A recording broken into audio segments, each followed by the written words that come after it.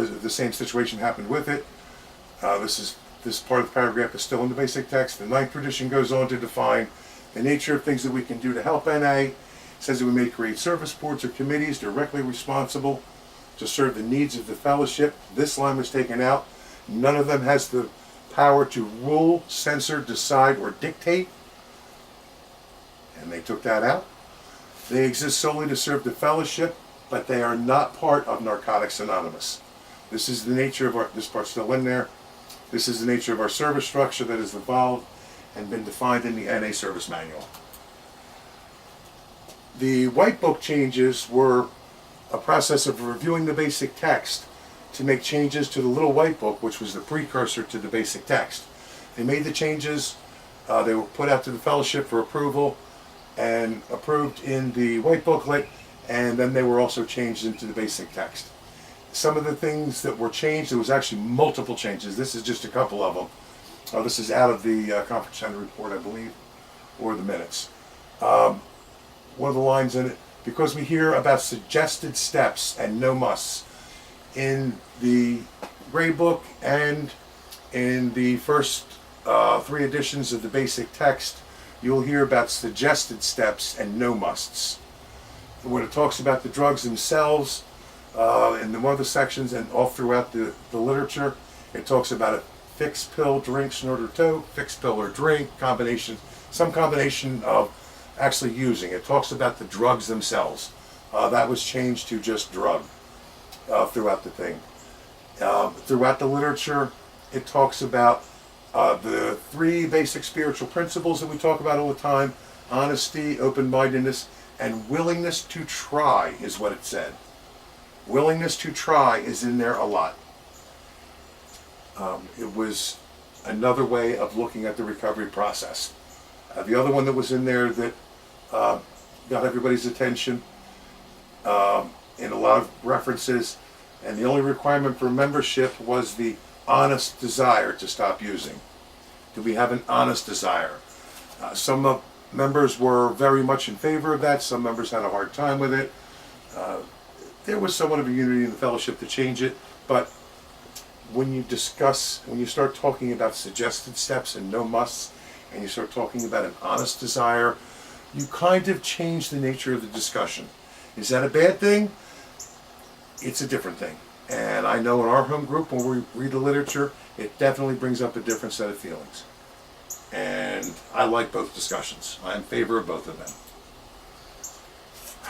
Today, hundreds of groups are printing NA literature without the approval of NAWS. This is not something that is just occurring up in Pennsylvania or just occurring in New Jersey or Ohio. This is now occurring all over the world. There's hundreds of groups that are printing literature. There's been much more, as I understand, more than 50,000 of the baby blues have been distributed. They're being distributed all over the world. Got a question, Oliver? And our question from Oliver was, yes. He has an opinion too. He's definitely an addict of it. Most of the groups collectively print. There is not one person who prints anymore. The groups pool their money together. Usually we buy books at 100 at a time. The cost of the Baby Blues is $1.20, so you can get 100 basic text for $120. We pay $4 for the Gray Book shipped to us. We all pool our money together, and for $100 I can get 25 of the Gray Books. So the cost is down. A lot of the groups have service bodies that aren't associated with the World Service Conference. Many of the members, and I would say most of the members who are actively involved in the process here are all previous World Service Conference participants with multiple decades of recovery.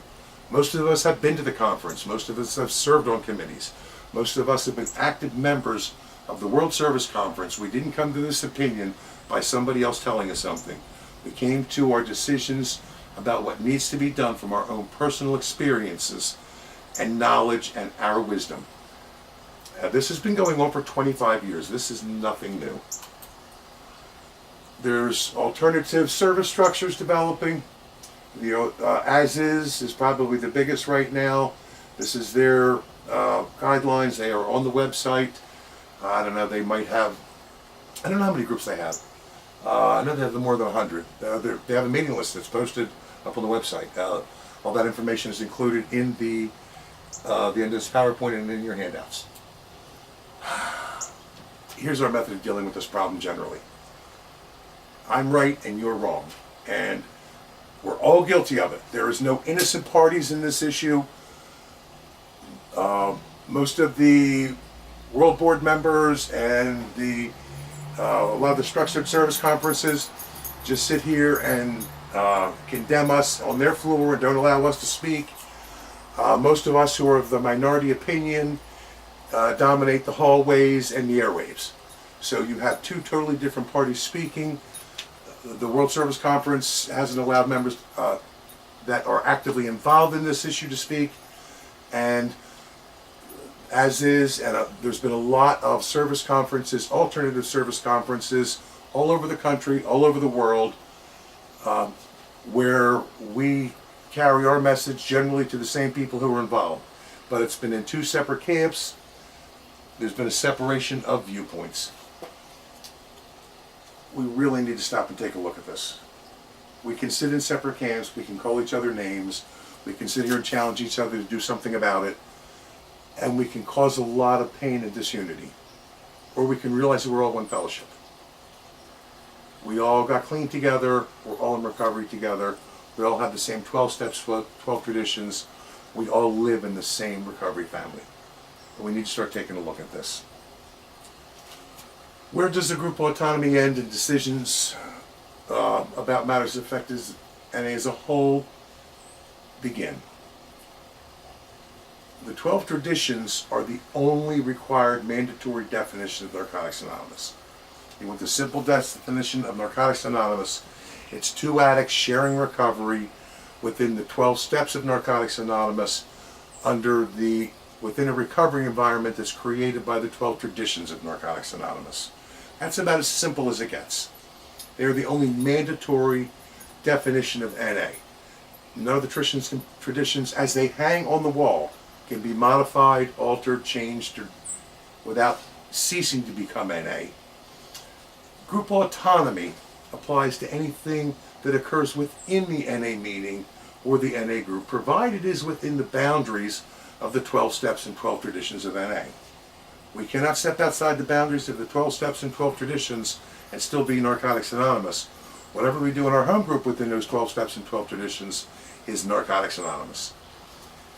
The only actions that occur outside the NA meeting or the group may be matters that affect other groups or NA as a whole, maybe. What authority does the group or does an area regional World Service Conference really have? You can remove a group from the meeting directory for that particular service body only. World Service Conference removed my home group from the World Meeting Directory. It's still on the regional directory. If the region decided to take us off the statewide meeting directory, my area could keep us on the meeting directory. You can only make a decision for the service body that you're responsible for. You can expel an NA group from that particular service body and tell us we can't vote. You could ban the members from that particular NA group from serving at a particular service body. When we were involved in the Baby Blue in California back in 1992, all the members who were involved in the Baby Blue were banned from participating or speaking at, I know, at least one of the conventions. That none of the members who had anything to do with it were allowed to be participants in the conventions themselves. We were banned from that process.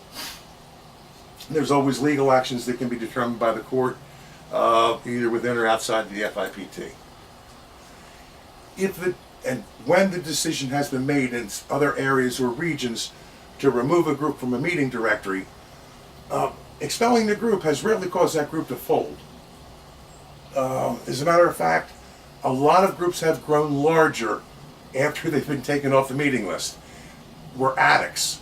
The idea of if I take you off the meeting list, nobody's going to be able to find you. I didn't have a meeting list to cop. We all found our drugs with no meeting list and no phone lines. And by the time you finally get a meeting off the meeting list, everybody already knows where it is and what it's about. So that idea is an illusion. It really doesn't work. Most of the groups that have been removed from meeting directories have just formed alternative service structures. I know one of the groups in California was removed from the meeting list. It became its own area and formed groups everywhere. The real loss is the loss of sharing recovery together. We all got clean together. We have all served together. We've all shared meals together, and we've shared recovery together. We're all in recovery in NA. That's the biggest loss. We lose the communication, cooperation, and a unified purpose in carrying the message, but we lose the bond of fellowship when we condemn each other. What you really can't do, what a service body cannot do, you can't stop a group that's functioning from being an NA group. You can sit there and say, you don't think my home group's an NA group. You can't stop me from being an NA group. You can't stop an NA group that's functioning within the 12 traditions from having an NA meeting. You can't come into my home group and take the 12 traditions off the wall. That's not going to happen. You can't stop a group from using any NA literature it chooses. You can't force my home group to not use the Gray Book, or to use some other literature, or to have to use Living Clean or something else. No, we don't. We don't have to buy certain books. We don't have to use certain books. Each group is autonomous in that way. You can't force an NA group to follow a specific format, a specific service manual, or provide any specific information about that group to another service body. We don't have to give a financial report. We don't have to give an attendance report. We don't have to tell any other service body what literature we're using or not using. We're autonomous in that respect. And you can't stop a group that's functioning within the 12 traditions of NA from providing H&I, public information, or NA events, provided that they don't affect other groups in the area as a whole. And that gets into that gray area. This is where we really have to be careful about what we do. At the same time, group organized areas really can't really cause a conflict to the groups that are outside the service body by doing them. So here's the real fear, and this is a real concern. And this sounds illusionary, but you really got to take a look at this, because this can be a problem. If we decide to start expelling NA groups because of the literature they're using,